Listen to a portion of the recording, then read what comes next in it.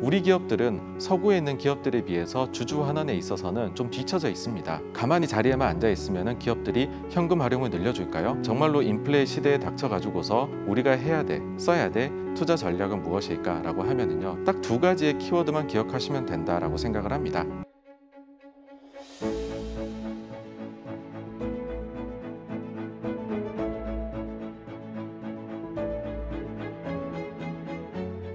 여러분 안녕하세요. 반갑습니다.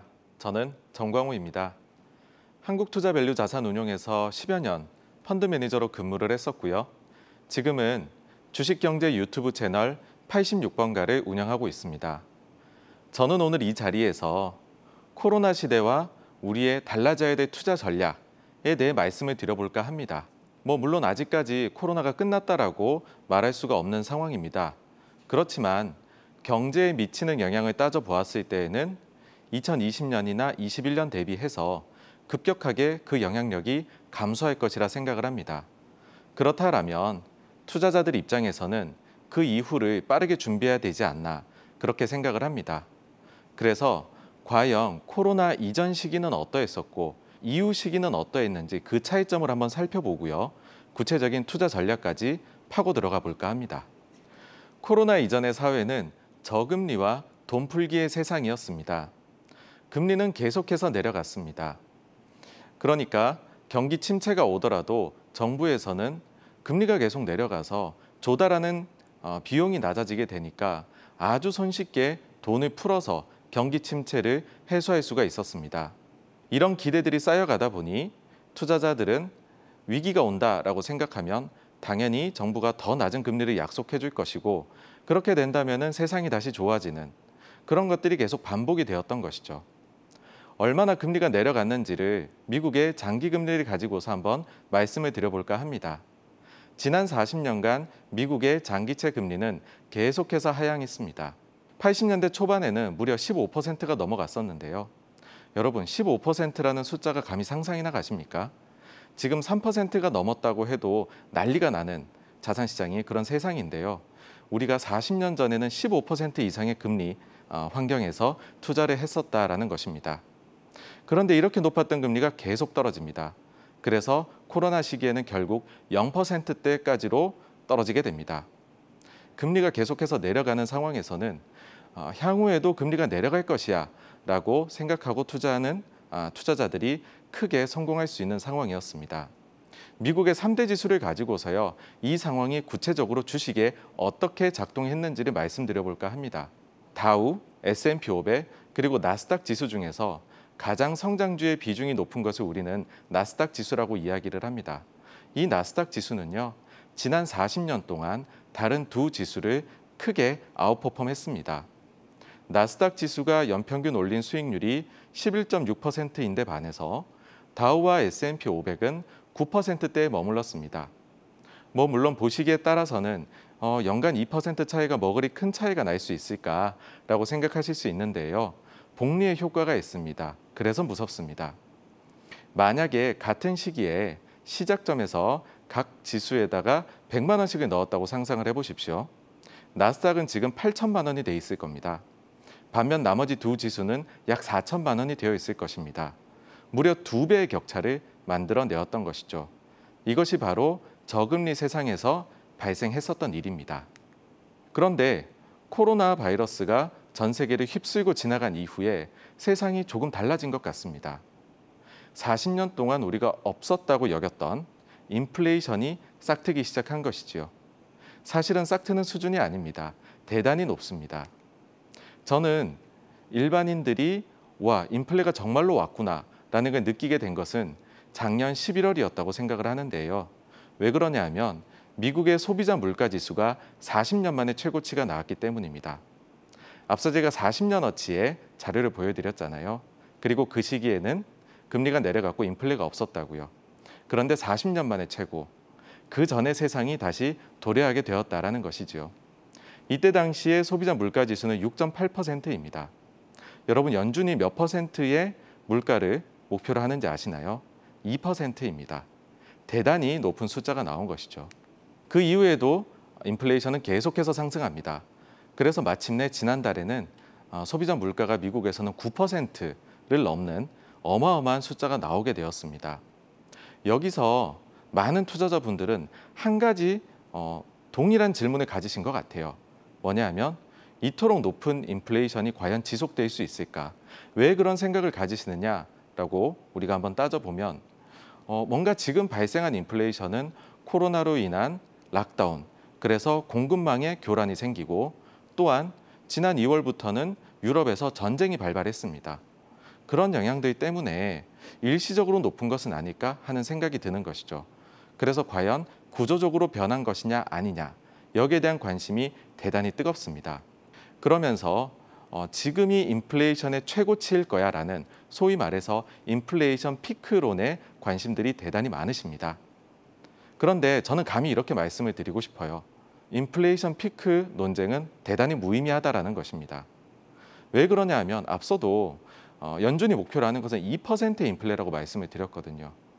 9%가 피크냐 8%가 피크냐 이것이 중요하다라기보다는 내려오기는 내려올 것인데 과연 어느 정도 수준까지 내려올 수 있느냐, 이걸 우리가 먼저 따지고 공부를 해야 된다라는 것입니다. 코로나가 있기 직전의 상황으로 한번 되돌아가 볼까 해요. 이렇게 되돌아가 보는 이유는 우리가 이 인플레가 계속 지속될 수 있을까? 이 과정에서 우리가 저질렀던 그런 잘못된 행동들은 무엇일까? 그런 걸 따져봐서 미래 예측을 한번 제대로 해보기 위함이죠. 최근에 높은 인플레이션의 원인 중에 하나로 연준이 크나큰 실수를 저질렀다라고들 매스컴에서 공통적으로 이야기를 합니다. 연준의 실수는 꽤나 필연적이었다라는 것입니다. 당시를 한번 돌아가 보면은요, 2019년 말 당시에 미국의 기준금리는 1.75%였습니다. 2019년도에 무려 3차례나 금리를 내려서 상당히 저금리 환경이 펼쳐지고 있었다라고 말씀드릴 수 있겠죠. 그리고 그 당시의 실업률은요, 우리가 소위 완전 고용이라고 이야기하는 것도 뚫고 내려갔습니다. 50년 만에 최저치였고요, 3.5%였습니다. 그런데다가 당시 2019년 하반기부터 미국의 단기자금 시장에서 조금 교란이 발생한 게 있습니다. 이를 바로잡기 위해서 연준에서는 QE는 아니지만 QE랑 비슷한 것이다라고 해서 시장에서 낮 QE라고 평가를 받은 게 있습니다. 또 다른 형태의 자산 매입이죠. 즉 지금 QE라 하는 것처럼 19년도 하반기에는 연준이 그 단기 채권을 사고 있었습니다. 저금리였고요, 완전 고용이었고요, 돈을 풀고 있었습니다. 자산 매입을 하고 있었습니다. 그럼에도 불구하고 소비자 물가는 고작 2.3%였습니다. 당시 연준의 고민은 지금과 사뭇 달랐습니다. 대체 어떻게 해야 물가가 오를 수 있을까라는 것을 연준은 내내 고민을 했었을 정도입니다. 그러면은 그 이후에 연준의 실수나 여러 가지들이 있었지만 이 변화가 구조적이고 이 구조적인 변화가 계속될 그런 요인인지를 한번 살펴볼까 하는데요. 저는 크게 두 가지 요인을 꼽습니다. 첫 번째로 나타난 이 세상의 코로나 이후의 구조적인 변화는 노동시장에서 있었습니다. 노동시장에서 지금 임금이 대단히 빠른 속도로 올라가고 있습니다. 임금이 올라가게 되면은요, 기업 입장에서는 비용이 증가하게 되는 것이거든요. 이렇게 비용이 증가하게 되면 기업은 서비스나 재화의 가격을 인상하게 됩니다. 그리고 이런 모든 과정들은 우리가 경제 지표를 볼 때 인플레이션이 높아지고 있다라는 것으로 표현이 되겠죠. 이 차트를 보시면 아시겠지만 과거하고 비교도 할 수 없을 만큼 현재 미국은 아주 높은 임금 상승률을 겪고 있습니다. 그러면 왜 이렇게 임금 상승률이 높은 것일까? 일자리는 넘쳐나는 데 반해서 일하려는 사람은 적은 게 근본 원인입니다. 이 수치를 보시면 계속해서 지금 올라가고 있는데 최근에 엄청나게 올라갔죠. 이것이 말하는 바는 무엇이냐 하면은요, 미국의 실업자 한 사람당 기업들이 구인하고 있는, 즉 열려있는 일자리의 비율을 말합니다. 실업자 한 사람당 내가 일자리를 구하려고만 한다면 2개의 일자리가 앞에 놓여 있다는 것이죠. 고를 수 있을 수준이라는 겁니다. 과거에는 이게 1보다 낮았어요. 보통은 실업자가 일자리를 찾는데 급급한 상황이잖아요. 그런데 지금은 미국에서는 2배가 넘는 숫자로, 그러니까 실업자 입장에서는 본인이 마음만 먹는다면 골라서 갈 수 있을 정도로 노동시장이 굉장히 빠르게 변화가 발생했다라는 것입니다. 여기에 대해서 학자들은 이런 이야기를 합니다. 베이비붐 세대들의 조기 은퇴가 크게 영향을 미친 것 같다. 즉 일할 사람이 갑자기 줄었다는 것이죠. 뭐 한국에서만 쓰는 용어긴 하지만 소위 MZ세대라는 젊은 세대를 지칭하는 말이 있죠. 이 젊은 세대들이 일에 대한 가치관이 급격하게 변화한 것 같다. 평생 직장을 구한다라든지 아니면 반드시 일자리가 있어야 되든지 이런 생각을 하지 않는다라는 것이죠. 그렇다 보니 이렇게 전 세대에 걸쳐 가지고서 일자리에 들어오려는 사람이 적다 보니까 그러니까는 구인난이 대단히 심각해질 수밖에 없었다라는 것입니다. 우리가 마에스트로라고 이야기를 하죠. 전 연준 의장이었던 앨런 그린스펀인데요. 그분이 2007년도에 본인의 회고로 격동의 시대에서 이런 표현을 썼습니다. 향후에 베이비붐 세대들이 급격하게 은퇴가 진행이 되면 그러면은 미국은 구조적으로 물가가 4에서 5%가 고착화될 수도 있다. 그렇게 되면 이것은 경제에 대단히 큰 위험으로 작동하게 될 것이다라고 이야기를 했습니다. 뭐 물론 이렇게 생각하실 수도 있습니다. 베이비붐 세대의 은퇴가 과연 코로나로 인해 가지고서 생겨난 현상이냐 아니면은 이건 그냥 인구 구조학적으로 생겨난 현상이냐. 물론 이 은퇴라는 것, 그다음에 직업에 대한 의식의 변화라는 것은 과거에도 진행 중에 있었습니다. 그런데 코로나가 가속도를 내게 만든 요인이다라는 것이죠. 두 번째 구조적인 변화는 에너지의 대전환입니다. 여러분들께서 투자하시는 분들이라면 아리백이라는 단어가 익숙하실 것입니다. 바로 전력을 생산할 때 친환경 에너지를 100% 사용하자라는 것인데요. 글로벌에서 목표는 2050년까지 아리백을 달성하자라고 이야기를 합니다. 그런데 여기에서 한 발 더 나아가서 좀 더 우리는 빠르게 이 목표를 달성하자 하는 곳들도 생겨나고 있습니다.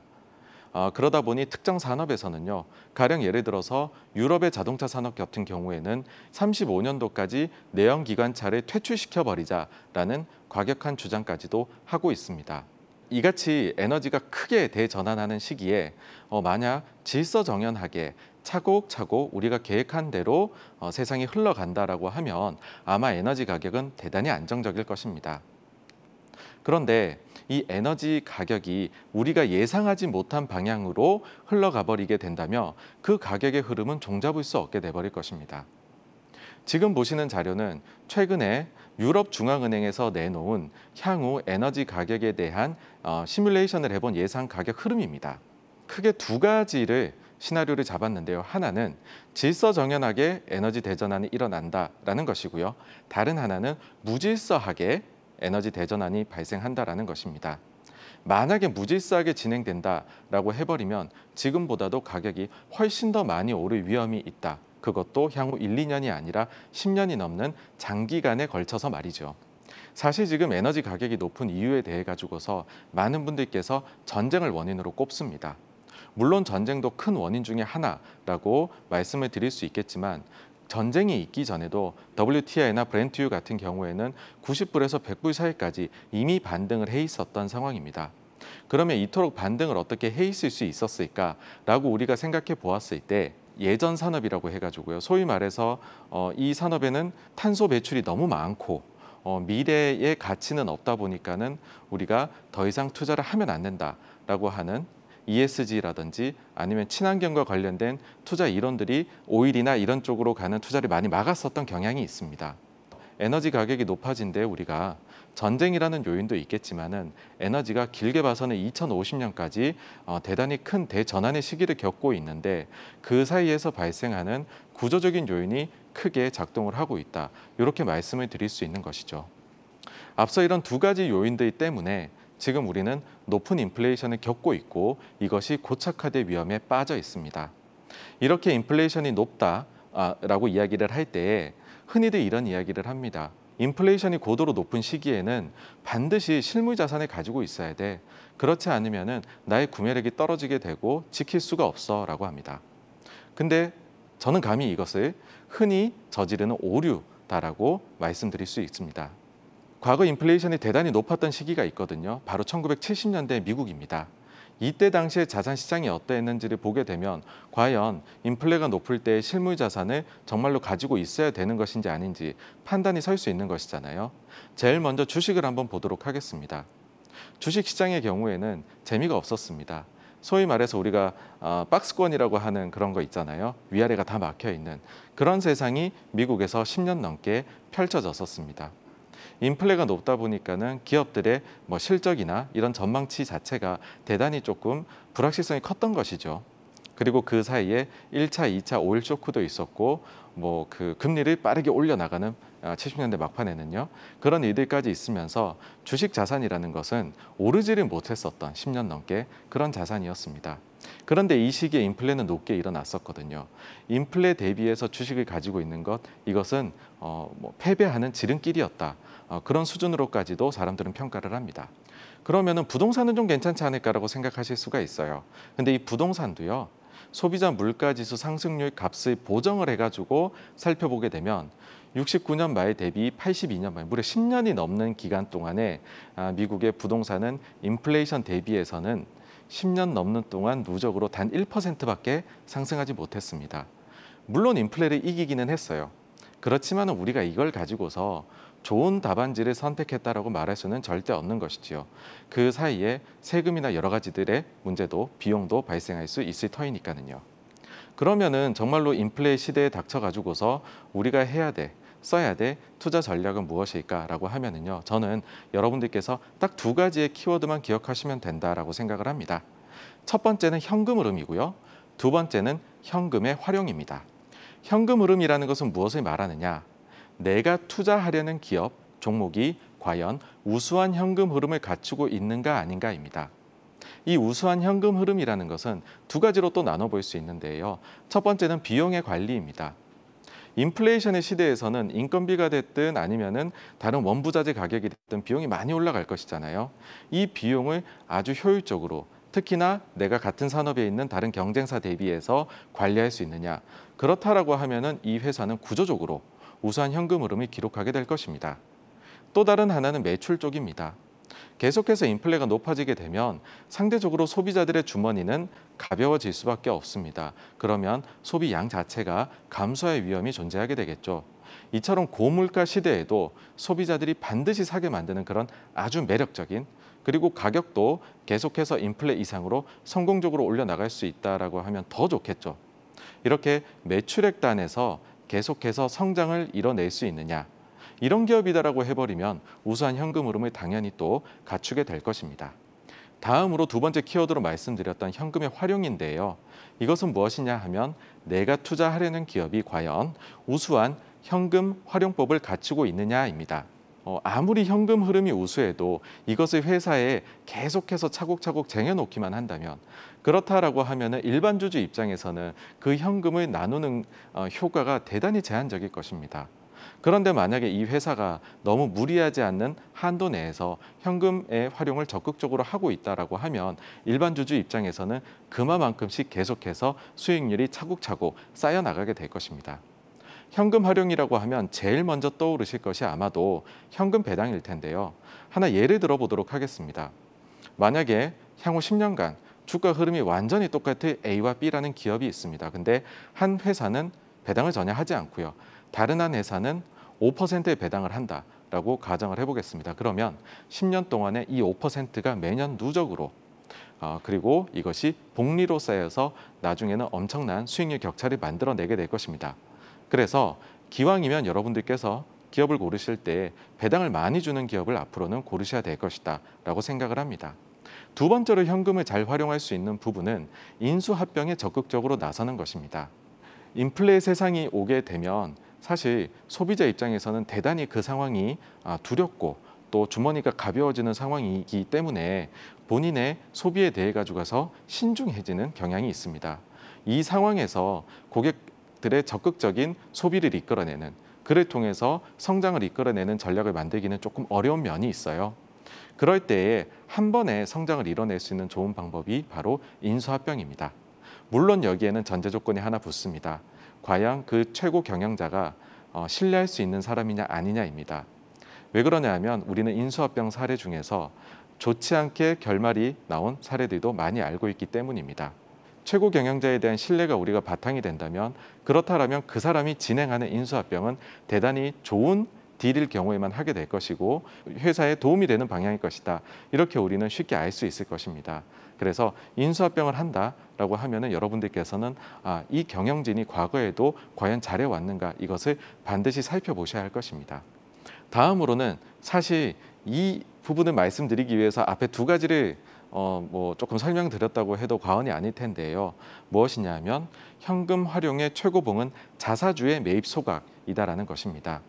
일단 자사주의 매입 소각은요, 현금 배당 대비해서 우월한 점이 있습니다. 세금입니다. 배당을 여러분들이 받게 되시면 관련해서 소득세가 나가게 됩니다.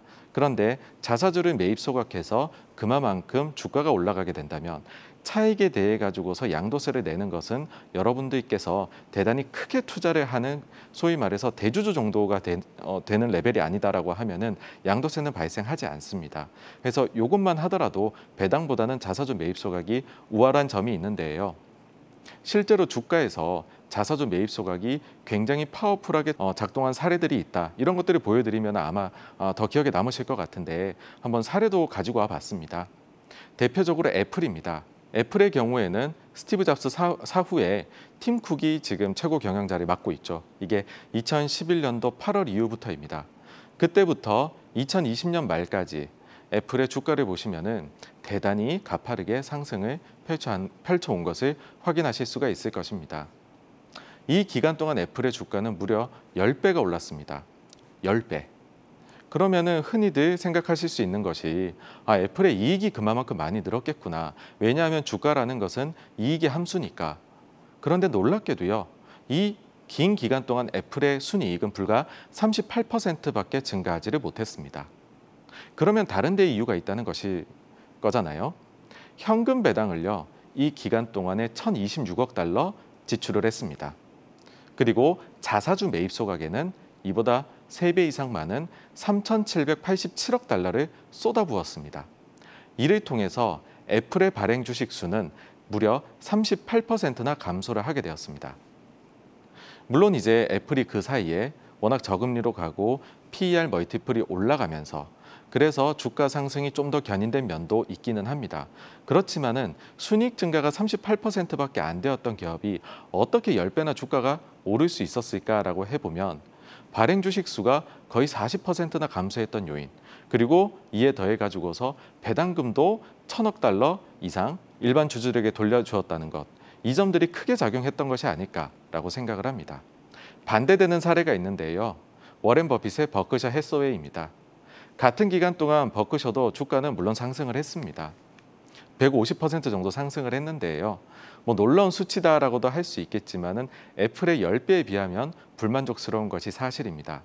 그런데 이 기간 동안 버크셔의 순이익은 694%나 증가했습니다. 애플에 비해 가지고서 비교도 되지 않을 만큼의 순이익 성장을 이뤄냈던 것이죠. 이전까지 우리가 고려를 하게 된다라고 하면 버크셔의 주주 입장에서는 아니 우리는 순이익이 훨씬 더 많이 늘었는데 왜 주가는 이렇게 지지부진할까라는 원망이 생길 수밖에 없었을 것 같아요. 비밀은 어디에 있느냐라고 하면 버크셔가 현금 배당을 전혀 하지 않았던 데 있습니다. 더불어서 자사주 매입 소각도 2019년이 되어서야 비로소 뒤늦게 하기 시작을 합니다. 즉 현금 활용을 사실상 하지 않다 보니까 순이익이 늘어났음에도 불구하고 혹은 더 많이 늘어났음에도 불구하고 그렇지 않은 기업 대비해서 주가가 꽤나 부진했던 것이죠. 한국에서는 메리츠 금융그룹이 좋은 사례가 될 것입니다. 메리츠 금융그룹은 2021년도 5월 14일에 새로운 주주 환원책을 공시를 통해서 발표를 합니다. 현재 상장되어 있는 기업이 메리츠 금융지주, 메리츠 화재, 메리츠 증권 이렇게 3개 회사가 있는데요. 같은 날짜에 똑같은 기준을 발표를 하게 됩니다. 이때 이후부터 1년 동안 메리츠 금융그룹의 3사의 평균 주가는 27%가 상승합니다. 기억하시겠지만 이 기간 동안에 우리나라 주가 지수가 좋지 않았거든요. 금융업종의 지수는 놀랍게도 27% 오른 게 아니라 하락을 했습니다. 양자 간의 차이를 합쳐보면 50%가 넘는 수익률의 격차가 단 1년 만에 발생하게 된 것이죠. 그럼 그 사이에 메리츠는 무엇을 했느냐라고 하면 애플과 비슷합니다. 현금 배당을 많이 지급을 했고요. 1,654억의 3사가 합쳐서 지급을 했습니다. 그리고 이보다 훨씬 더 많은 금액을 자사주 매입 소각에 쏟아부었는데 이를 통해서 3사가 평균적으로 발행 주식 수 대비해서 매입한 자사주의 양이 무려 8.6%나 됩니다. 1년 사이에 무려 8.6%나 되는 주식을 사들여 버린 것이죠. 그런데 여기에서 주의하실 점이 있습니다. 우리가 자사주 매입 공시를 많이 보게 되는데 자사주를 사고 있음에도 불구하고 주가가 빠지는 현상들 확인 많이 하실 수 있었을 것입니다. 그런 일들이 왜 발생하느냐라고 하면은요. 자사주에 소각 없이 단순히 자사주에 매입만 하기 때문입니다. 저는 이것을 이렇게 얘기합니다. 소각이 없는 자사주 매입은 안고 없는 찐빵에 불과하다. 대표적인 사례로요. 자사주를 사는데 소각하지 않겠다라고 해놓고선 나중에 주가가 좀 오르면 싸게 매입했던 그 자사주를 시장에다 냅다 팔아버립니다. 그렇게 돼버리면 일반 주주 입장에서는 갑자기 오버행 물량이 팍 하고 주식시장에 들어오게 되는 것이잖아요. 그러면 주가에 당연히 안 좋은 영향이 미치게 되겠죠. 또 다른 나쁜 사례로는 흔히 우리나라 재벌들이 쓰는 그런 방법인데요. 자사주를 계속해서 사서 쟁여놓습니다. 그러고서는 이것을 나중에 언젠가 있을지 모를 지배구조 변화에 사용하려고 합니다. 이 또한 일반 주주에게는 돌아오는 것이 없습니다. 그래서 소각이 반드시 전제가 된 자사주 매입만이 아까 전에 보셨던 애플 아니면 메리츠 금융그룹과 같은 효과를 낼 수 있다. 이렇게 감히 말씀드릴 수가 있겠습니다. 그러면 우리가 가만히 자리에만 앉아 있으면 기업들이 현금 활용을 늘려줄까요? 절대 그렇지가 않겠죠. 기업이 나쁜 의도를 가지고 있어서다 이런 것이 아니고요. 기업들은 과거에 해오던 것에 대한 관성에 좀 젖어 있는 경향들이 있습니다. 우리 기업들은 확실히 서구에 있는 기업들에 비해서 주주 환원에 있어서는 좀 뒤처져 있습니다. 그런데 이 점을 고쳐 나가려고 노력하는 기업들도 생겨나고 있거든요. 그런 기업들에게 가속 페달을 밟을 수 있도록 여러분들이 역할을 해주시면 어떨까라고 생각을 합니다. 지금 1,400만 동학 개미가 우리나라 주식시장에서 적극적으로 투자를 하고 있다. 이런 기사를 저는 본 적이 있습니다. 근데 여러분들께서 주식 소유하신 지가 얼마 안 되다 보니까 주주총회에는 과연 참석해야 되나? 아유 나는 너무 소액 주주여서 조금 부끄러운데 이런 생각들 주변에 제가 만나보면 많이들 하시더라고요. 그런데 그런 생각을 절대 하실 필요 없다라고 말씀드리고 싶고요. 오히려 요즘 전자투표 제도가 굉장히 잘 되어 있거든요. 그래서 기업들이 올해 연말이 되면은 내년 초에 아마 주주총회를 일괄적으로 할 겁니다. 그럴 때에 적극적으로 의사표시를 해가지고서 그래서 기업들이 조금이라도 더 적극적으로 친주주 정책을 펼칠 수 있게 더 나아가서는 현금 활용 정책들이 촉진될 수 있도록 한번 그 투표를 적극적으로 해보시는 게 어떨까라고 생각을 합니다. 주주 행동주의라는 말들을 많이 하는데 그 주주 행동주의가 성공하기 위해서는 이를 통해서 현금 활용이 촉진되기 위해서는 바로 1,400만 동학개미 여러분들의 힘이 필요합니다. 그리고 이를 통해서 여러분들이 지금과는 조금 다른 경상적으로 계속해서 매년 조금씩 더 쌓이는 그런 현금 관련된 수익이 쌓여가는 그런 것도 누리실 수 있게 될 겁니다. 오늘 저는 긴 시간 동안 코로나 전후로 이 세상이 어떻게 변화했고 증시에서도 어떤 주요 변화가 발생했는지를 말씀드렸습니다. 그리고 그 달라진 환경 속에서 현금 흐름, 현금 활용이라는 두 가지 키워드를 제시를 했습니다. 이 두 가지를 잘 기억하셨다가 투자에 꼭 활용하시면 어떨까라는 생각입니다. 정광우였습니다. 감사합니다.